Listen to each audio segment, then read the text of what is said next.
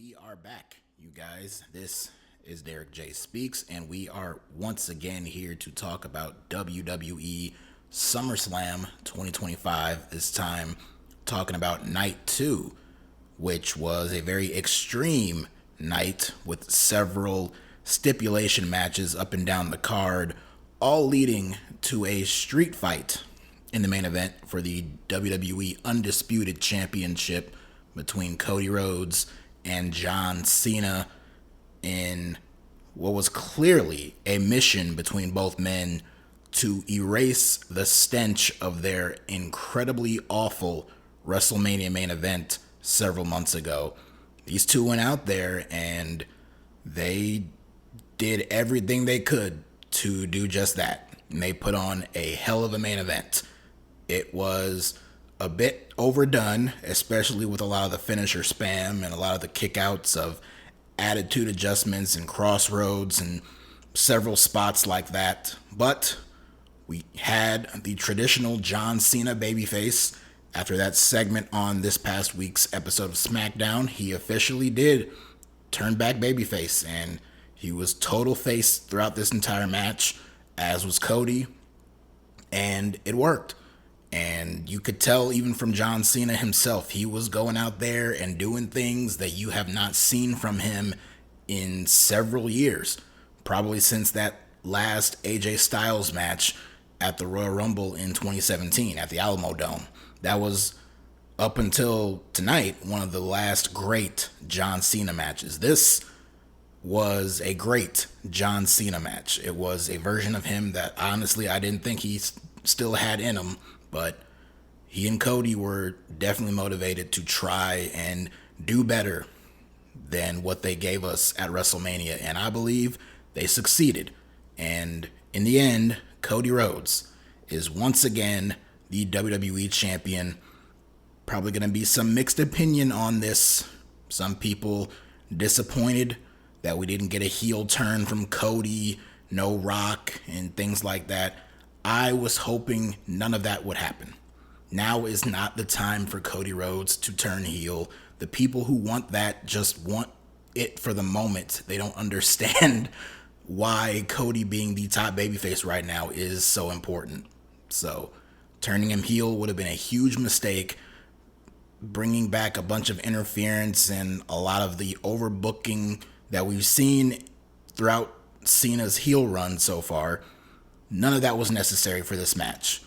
And they just went out there, told their story, beat the hell out of each other. And in the end, Cody Rhodes came away the new champion. And that's all I was hoping for. Especially on this show with as many very lame duck, weak finishes to some of the matches and so many heels going over in a lot of the other matches. Having Cody win here, which probably was by design to make this come off as a more feel-good ending. But the ending of the actual show was not exactly feel-good for a lot of people, because after Cody Rhodes managed to beat John Cena, he left the ring to Cena, and Cena got a huge ovation, round of applause for him, his last SummerSlam. And then we hear the familiar theme music of one Brock Lesnar. And out comes Brock. He has some curly hair, had the cowboy hat, has the long beard, came out looking very ripped and cut, walked all the way down the ramp, circled the ring, got in the ring, and laid out John Cena with an F5. And as they faded out the PLE broadcast and went into the post-show, that was it. And of course, the post-show, this PLE, as opposed to previous ones, they decided to cancel the usual press conference where they have people in the wrestling media there in the audience to ask questions and people up on the table and all that stuff. They didn't do that this time. And it was very interesting. I didn't have an issue with it because usually those are quite boring and uninteresting with the way these people dodge questions And the way that the people asking the questions ask very stupid questions. So I had no issue with that. But seeing as how Brock Lesnar returned on this show, you play conspiracy theorist and you put two and two together as to why they canceled the usual press conference for this show.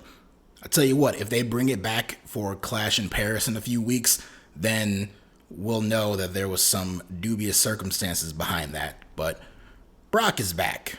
And now that Cena is back being a full-fledged babyface and the heel run is over and he is no longer the champion, he has a few months left before he retires. He's already faced Cody. He's already faced Randy Orton. He's faced CM Punk. So he got at least two of his big rivals there. And one left, I guess, is Brock Lesnar. And they wanted to have the shock ending of him coming back and laying out Cena to set up a match between the two of them. Probably for Paris. Maybe for Australia. I don't know. But obviously, one could surmise that we are getting another John Cena Brock Lesnar match. Me personally, I was never asking for another John Cena Brock Lesnar match in 2025. And even further than that, I personally was never asking for Brock Lesnar, period, in 2025. I don't need to go through the obvious issues with this. If you know, you know. Before getting on here to record, I looked at my timeline on Twitter and saw some of the trending topics, like, of course, Brock Lesnar, but also the name Janelle Grant and even Vince McMahon. So that gives you insight into a lot of people's reactions to this. Now, did the live crowd react huge to this? Of course they did, because they didn't see it coming. I didn't see it coming. I didn't pencil in a Brock Lesnar return. I figured he'd be back eventually. You know, even with all the stuff that happened, this company, you just knew that there was a very good chance Brock was going to come back. I just wasn't thinking too hard about it because I had no interest in seeing Brock Lesnar back. All of that allegation stuff aside, I got all I needed out of Brock Lesnar when he was there. And after that last match with Cody at SummerSlam a few years ago, that was it for me. And I didn't have a whole lot of desire to see him back on TV. Then once all that Vince McMahon, Janelle Grant news came out and Brock Lesnar's name was mentioned in that lawsuit, that made any interest in seeing Brock Lesnar back on TV diminish even further. But a few years have passed now, and that lawsuit's still ongoing, by the way. But I guess they felt this was a big move to do. So here we are. Brock is back. I imagine he'll be on TV this week, whether it's Raw or SmackDown. I'm sure he'll show up, and they're going to start this feud with him and Cena all over again. Okay. Whatever. I can't say I'm overly excited about it. I can't say that was an overly enthusiastic way to end the show, in my opinion. I mean, again, it was a shocker. I did not see it coming. And for that reason, it was very newsworthy. But in terms of who it is and what it's setting up, can't say I'm all that excited for it. I am excited, at least for the fact that this heel turn for John Cena, this run as a heel, has officially come to an end, and not a moment too soon, because it was a mistake from the word go. If I could go back in time and alter that moment from happening, as great of a moment as it was at Elimination Chamber, that entire segment was fantastic. Seeing what has happened since then, I would happily sacrifice it and make it never happen. That never, ever, ever should have happened. Him turning heel this year should not have ever happened. I tried to jive with it. I tried to go along with it for as long as they did it in those early weeks leading into WrestleMania, but then it just became very patently obvious that they were not fully invested in going as far as they possibly could with it. They have been very lazy. They have been very weak with the presentation of his heel run. Cena's promos have not been good. They have not been believable. The heart has not been into it. The matches have largely been very disappointing. There's been a few ones that were fine enough, but overall just not that inspiring. The match at WrestleMania sucked. The Travis Scott stuff, the Rock stuff, all that just was a complete black mark on what should have been a fun year for Cena's retirement year. And now the last 5 months have been a complete waste of time. And they quickly abandoned ship. And now we are back to babyface John Cena. And it was good to see him come out, have the full lights and the colorful entrance and running down to the ring and really playing it up. After that segment on SmackDown, there was this thought/fear that maybe it was all a ruse. Maybe they were pulling a Stone Cold from 2001, teasing the old Stone Cold, and then he turned right back to being a heel. Were they going to do that with Cena? I was really hoping not. And yes, in theory, John Cena's been this character for the past couple of months, and then all of a sudden he just flips right back, literally a day before SummerSlam weekend starts. Very weak, very lazy, but that's been the story of this entire heel turn. So switching him back into a babyface like that, given the fact that 80% of the fans have not stopped cheering for him since he turned heel in the first place, it wasn't that hard for them to cheer for him. The fans are fickle. I know that. I'm a part of the fans. So it was easy enough to do it. They did it, and good. That heel run is over. The match itself between Cody and Cena, like I said, it goes without saying that it was better than the WrestleMania match because that was one of the worst WrestleMania main events of all time. And it's funny because I don't know how many times in wrestling there have been a case where you have two men compete against each other in two separate matches in the same year, where one is one of the worst matches you'll ever see and the other goes down as one of the best matches of the entire year. Not the best, and probably not even top 5, but one of the best. Again, brought down by some of the finisher kickouts. We had a lot of them. At one point, Cody hit 3 crossroads in a row, the trifecta, and Cena kicked out of it. Cena hit a bunch of AAs and hit an avalanche one, and that was only a 2 count. They did have some fun spots. At one point, Cody busted out a pile driver, so that was cool. They fought into the crowd. They fought under the stage, and both men disappeared for a minute. And then that little elevator, the Cody Vader, as they call it, for his entrance, we see a light shining down there, and rising up is John Cena holding Cody on his shoulders. That was a really super cool visual. And, of course, he hit the attitude adjustment on the ramp. But it all led to back in the ring, and Cody managed to throw Cena into a table in the corner and laid him out with one final crossroads, and that was it. There was a bit of a Ric Flair, Shawn Michaels vibe to the finish, with Cody not wanting to put Cena down and had tears in his eyes, but knowing that he had to do what he had to do.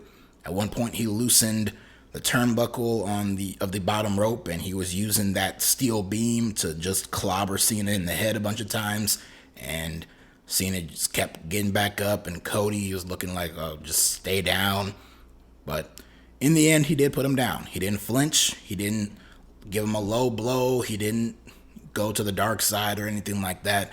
And for the people disappointed that we didn't get a Cody heel turn, again, I'm sorry, but it just was not necessary on this show, especially on a show so heavily dominated by heels.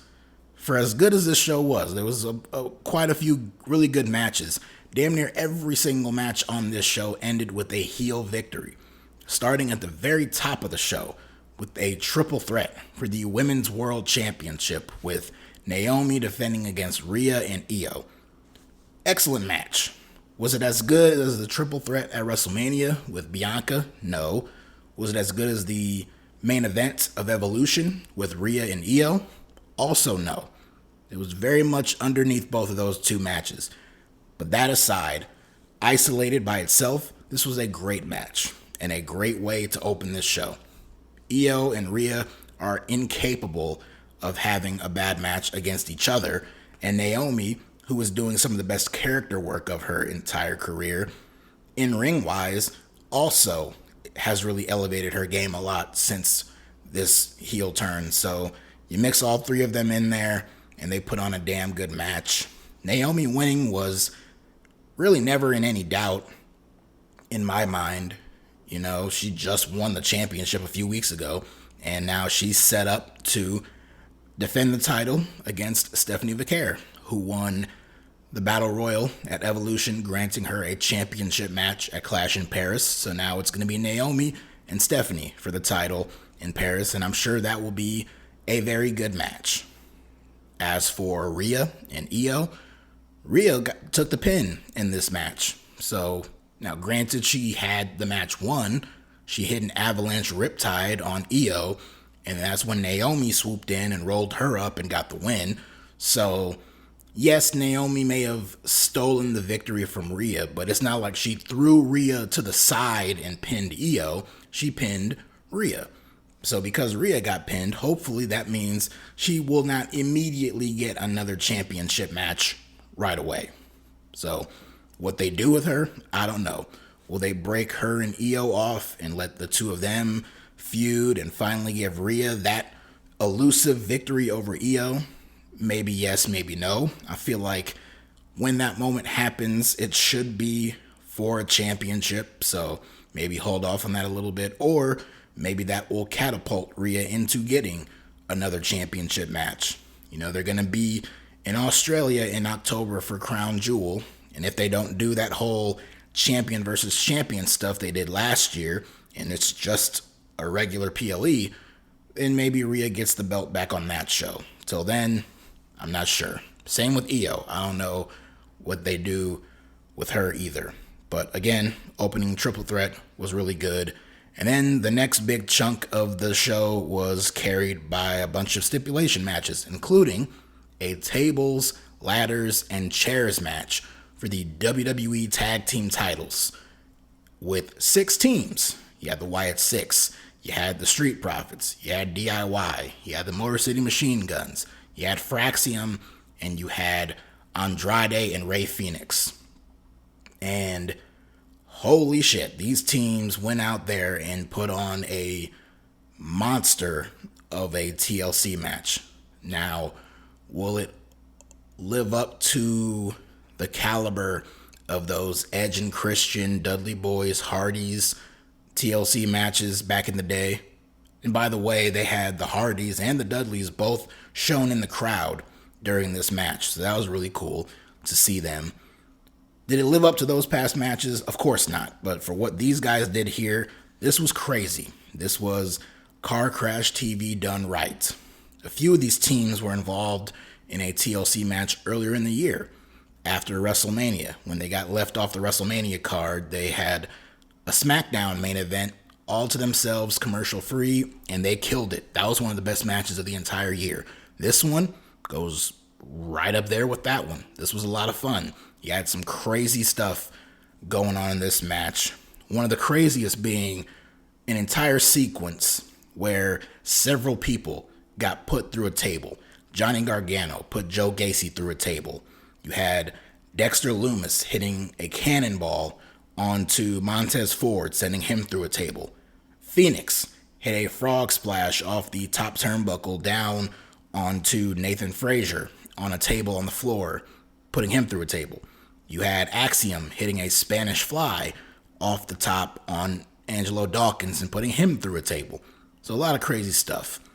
Some of the women who are aligned with these teams got involved in this match. Candice LeRae, B-Fab, Nikki Cross, all of them were out there. At one point, Candice LeRae was on top of the ladder trying to get the belts down for her DIY boys. And Montez Ford on the apron clobbered Tommaso Ciampa, and that knocked him into Johnny Gargano, and then Gargano accidentally tipped the ladder over, and Candice LeRae came crashing down off of the ladder down to the floor through a ladder bridge. And as sick as this spot looked, and it was one of the best things on the entire night. As crazy as that looked, and you're hoping Candice is okay, if you followed her during her indie days, you know she's taken worse bumps than that. So this was pretty par for the course with what Candice LeRae has been used to in the past, but it was still really cool. They paid homage to a lot of those previous TLC matches during this one and had some nice spins on it. At one point, Ciampa was hanging from the belts and Nathan Frazier was on top of one of the ladders and he was trying to do that spear in midair spot, but when he went for it, he dove and then crashed because Ciampa literally pulled himself up and was hanging upside down to avoid taking the spear. So I thought that was cool. At one point, Uncle Howdy got involved and he pushed over a couple of ladders, including one that had DIY on it, and they crashed through several tables on the floor. Andrade ended up hitting him with a sunset flip bomb onto a ladder bridge, so that was cool. But then in the end, Joe Gacy and Dexter Lumis laid out Phoenix and then climbed the ladder and got the belts. And the Wyatt Six retain the tag team titles. Saw some people calling that a flat finish. I guess maybe they could have, probably should have won after the DIY spot. After Uncle Howdy came in and pushed the ladder over and DIY went through the tables, at that point you probably could have just had Gacy and Lumis come back in, go up and win the belts and have Uncle Howdy right there cheering them on to get the belts down. That would have been a more impactful way to end the match rather than what they did with Phoenix, and just the crowd kind of came down for it. But this was still a great match, and very happy that the SmackDown Tag Team division got some love on a PLE, because they don't get enough of that. After being left off of WrestleMania and being left off of every other single PLE all throughout the year, other than the Rumble, when they are the best booked tag team division between the two on Raw and SmackDown, that was very nice that they all got a spot on this show. The Women's Intercontinental Championship was also on the line in basically a street fight, but they called it no disqualification and no countouts, with the idea in this match being that if Lyra doesn't beat Becky, she cannot get another shot at the Intercontinental Championship so long as Becky has it. Becky debuted new theme music in this match, and it was pretty good. I got to hear it by itself, not with the stadium acoustics and all that, just a song by itself. So hopefully it'll be up on Spotify or something like that very soon. But it's good to just hear an actual real song and not the AI generated garbage that Def Rebel produces for a lot of these wrestler theme songs. So that was pretty cool. But as for the match itself, every single time Becky and Lyra go out there, they put on a very good match. This one was no exception. Unfortunately, someone forgot to tell the live crowd because they did not seem overly interested in this match. These two, much like in the main event, these two were beating the crap out of each other, doing a lot of very sick moves on each other, using a lot of different weapons. At one point, Lyra was zip-tied. Her hands were zip-tied together, and Becky was just punishing her with a chair. She hung her over the steel post and was bashing her in the ribs with a kendo stick. And Lyra's doing these cool maneuvers, even while her hands are basically tied together. She had a moonsault at one point, which this company has too many people using moonsaults at the same time. We might need to do a good job of controlling that a little bit better. But either way, I thought these two were having a damn good match, but the crowd was weirdly cheering and then booing, and they were just making noise, none of which was clearly directed at the actual in-ring action. At some points you had Becky chants and Lyra chants, but otherwise they were just making noise, and it didn't seem like they were overly interested in this match. And then other times they were just kind of quiet, or like they were making noise, but like it just kind of petered out, and they were just pretty quiet while Becky and Lyra were doing some really cool stuff. So this is one of those occasions where the match was really good and I enjoyed it, but it's just unfortunate that the live crowd didn't give it the attention that I thought it deserved. But it was a really good match until had Bayley come out. And at one point we see Lyra's down, Becky is about to hit her with a crowbar, and then Bayley runs out and she stops Becky. Becky's trying to convince Bayley to join her and help her beat up Lyra, but then Bayley doesn't do it. Then the two of them start to brawl. And then Bayley goes away. So now we're back down to just Becky and Lyra. And there was this one cool spot where Lyra was away and she was down and out of camera view. And so after Becky is brawling with Bayley, she distances herself from her, and then she goes by a table, kind of leans on top of it, and then out of nowhere, Lyra comes down and hits a leg drop on Bayley through the table. I thought that was a really cool spot. So then they get back in the ring. It looks like things are going to wrap up pretty soon, but then Bayley gets back on the apron, and she has a chain wrapped around her hand. This chain was used a little bit earlier in the match.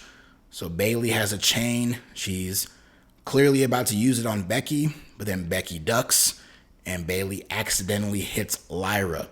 And then Lyra gets hit with the manhandle slam by Becky, who gets the 1, 2, 3.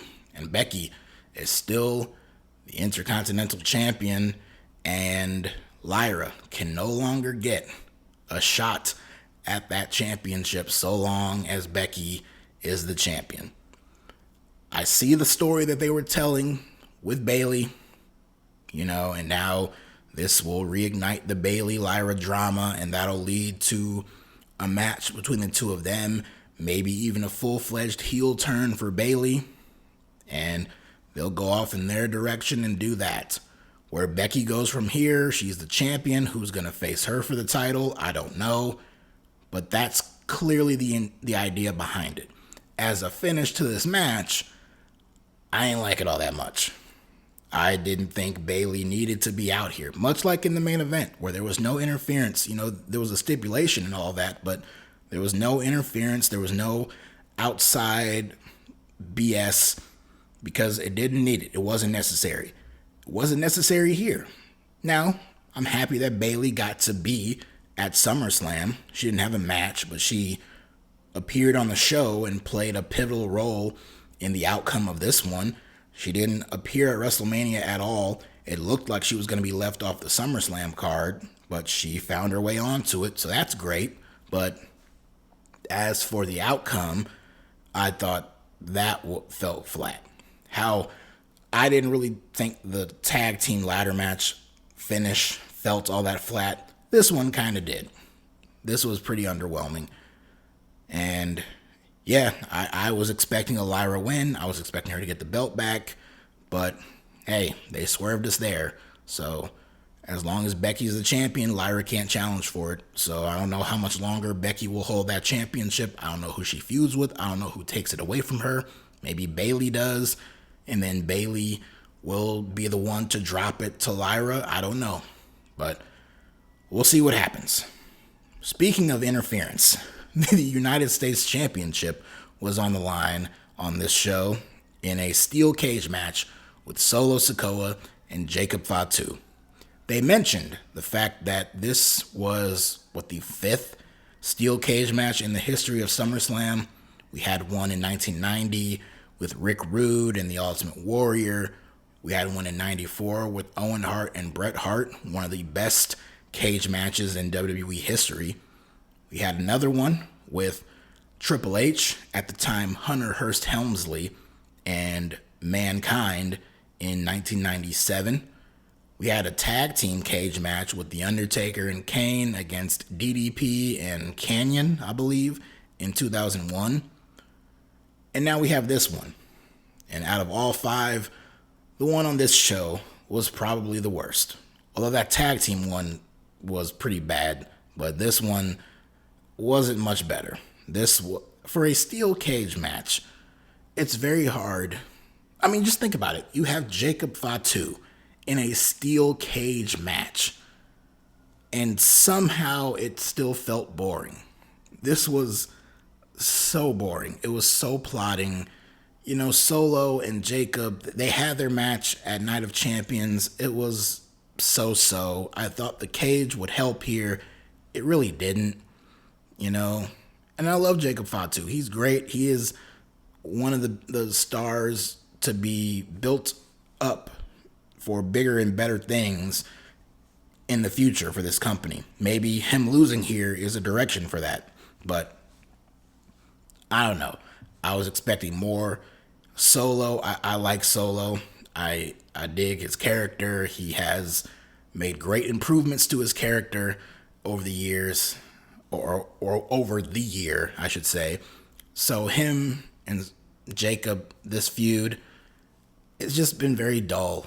When Solo was the leader of the old bloodline and his own bloodline, wasn't a big fan of that. The stuff now with him and his MFTs, I'm not a huge fan of it either. And them feuding with Jacob and then Jimmy Uso for the past couple of weeks, haven't been a fan. So I was kind of hoping we wouldn't get too much of that in this match, but you knew it was going to happen, even with the cage match stipulation. And we got it. We got Tonga Loa. We got JC Mateo. We got Tala Tonga.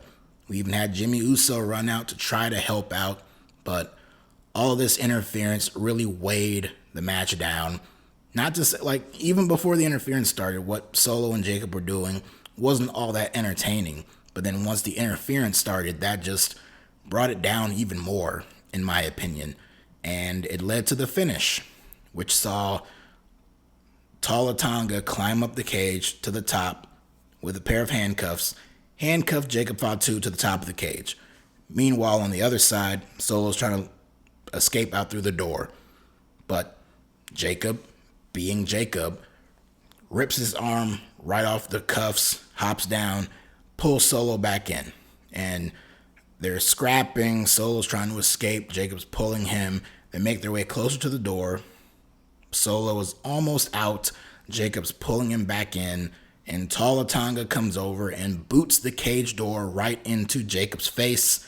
And he goes back, goes down, and Solo just slumps out of the door, gets to the floor, retains his title, and wins the match. Again, this finish, not a fan. It got heat, I guess, and it prolongs this story. Sure, this is not really a story I wanted to see prolong. This is a story that I wanted to see end with a steel cage stipulation. This is something I wanted to see be over and done with. I didn't want to see this continue beyond SummerSlam, but it looks like it might be.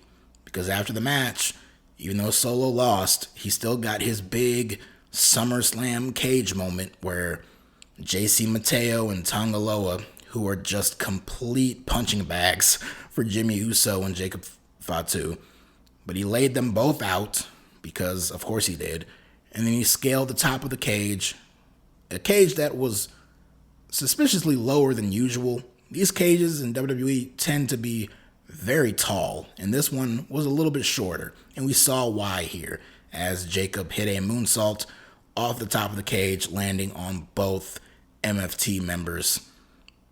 To me, that sets up the idea that this will continue. I don't know what you do beyond a cage match. Maybe a last man standing match. We've seen Jacob Fatu compete in those in the past and was successful. Maybe something like that. And then Fatu gets the belt back. I don't even know if Fatu is going to get the belt back. But whether he does or does not, I would love for this feud to come to an end at some point soon. But again, I like Jacob. He's cool. His character is great. His personality is incredible. I'm just not a fan of the matches that he and Solo have had. You know, once they split off and go their separate ways, maybe that'll improve. But so long as they're together, all I can do is pray that their next match will be better than their previous two. What was a really good match on this show was for the men's Intercontinental Championship. Dominic Mysterio versus AJ Styles. aka the Eddie Guerrero tribute match, because the majority of this match was all revolved around paying tribute to Eddie Guerrero. Dominic came out in, I guess, gear inspired by the gear that Ray wore in that ladder match he and Eddie had 20 years ago at SummerSlam 2005 for the custody of Dominic. What a wild time that was back in the day. But Dom was wearing like pattern colors inspired by that. AJ Styles came out riding in a lowrider and had Eddie Guerrero inspired gear and tights on. He and Dominic were doing stuff throughout this match that were paying homage to Eddie Guerrero. At one point, Dominic undid the turnbuckle pad, threw it to the floor, and the referee, who always thinks that tying the turnbuckle pad back up is so important, he goes to the floor, gets back in the ring, and ties the turnbuckle pad again. Meanwhile, Dominic goes out, gets a chair, and smacks the mat with it, and tosses it up at AJ and lays down, pulling an Eddie Guerrero lying, cheating, and stealing kind of move. Then AJ thinks on his feet, and he just puts the chair over his head, wraps it around his neck, and he lays down too. So when the referee turns back around, who, by the way, how did he not hear any of this stuff? Which is crazy. They do a great job of making these referees look so stupid. Anyway, he turns back around, both men are down. That was funny. The finish was an homage to an Eddie Guerrero match finish from 21 years ago at WrestleMania 20. AJ was working over Dom's ankle and leg at different points in this match, put him in the calf crusher. Dom managed to escape. At one point, Dom, he unzipped his boot, and we didn't see this, at least I didn't see this until the replay, so that was very clever. He undoes the boot and he starts limping, and then AJ comes back over to him, puts him back in the calf crusher, yanks back on it, and the more pressure he's putting on it, he ends up taking off Dom's boot, and he's confused as to how that happened. And so then when the referee is distracted again, AJ almost hit him, and so the referee had his back turned. AJ turns around, gets hit in the face with the boot, and then gets laid out. Dom goes up top, hits a frog splash, and retains the championship. If you're not a fan of the Eddie Guerrero stuff, this paid homage to the WrestleMania 20 match finish with him and Kurt Angle. If you're not a fan of that finish to that match at WrestleMania 20, there's no way you're going to be a fan of the finish here. I didn't dislike that. That was who Eddie Guerrero was. So on that show, it didn't bother me. Just like on this show, this didn't bother me. Any tribute paid to Eddie Guerrero gets a thumbs up from me. The problem is, after the previous two matches had very bad finishes, having this one have a screwy finish like that didn't really sit too well. Had a lot of the previous matches ended a little stronger, not even just with the winners, but just the way the matches ended. Had they ended a little stronger than they did, this one here probably wouldn't have been that bad. But me personally, I really liked this match. I liked the match. I thought the finish was clever. It made Dom look smart. Unfortunately, the babyface looked stupid and the referee looked stupid, but at least Dom looked smart. And Dom's on a hell of a run, because in a few weeks, Dom is going to compete at the AAA Triple Mania show, which is going to be airing on WWE's YouTube channel. He's competing for the AAA Mega Championship. And based on the reaction he had at that one show in Mexico for AAA, where he had the mask on and he took it off and he got this huge ovation, based on that alone, there's a very good chance Dominic Mysterio could be a double champion very soon in these next few weeks. So, good on him. Again, the stuff with him and AJ here, their entire feud up to this point has been pretty entertaining, with Dom avoiding being cleared and AJ donning all these different disguises. I've been entertained by it, and this match was very entertaining, and I thought the finish was clever. It's just poor placement, which brings into question the idea of how successful this 2-night SummerSlam experiment has been. Clearly, it was successful financially because the people bought the tickets. They were there. They were loud for the most part. So by that regard, this is happening.